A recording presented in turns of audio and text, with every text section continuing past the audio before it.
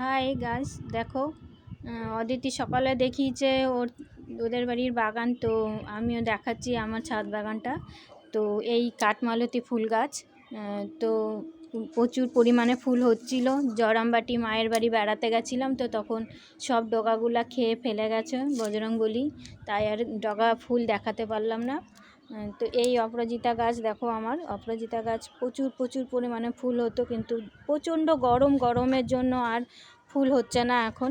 যাই হোক, বৃষ্টি পড়ছে এখন আবার নতুন করে দেখো ডাল ছেড়েছে।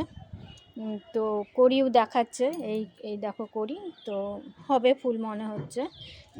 এই দেখো আমাদের লঙ্কা গাছে প্রচুর পরিমাণে লঙ্কা হতো। তো সেই একই মানে কি বলবো, প্রচণ্ড গরম, তাই গরমের জন্য আর ফুল লঙ্কা হচ্ছে না, গাছগুলো সব নষ্ট হয়ে গেছে।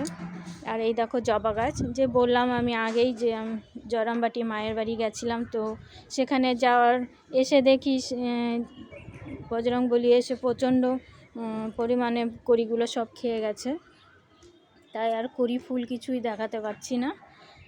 তো এই দেখো আমার কুমড়ো গাছ লাগিয়েছি, কুমড়ো গাছ হবে ছাদে। আর এটা আমার নয়নতারা ফুল গাছ, এই গাছে বজরংবলী কিছুই করেনি। আর এটা প্রচুর পরিমাণে ফুল হয়েছে, দেখো সুন্দর লাগছে, গাছ ভরে ফুল হয়ে আছে, খুব সুন্দর লাগছে।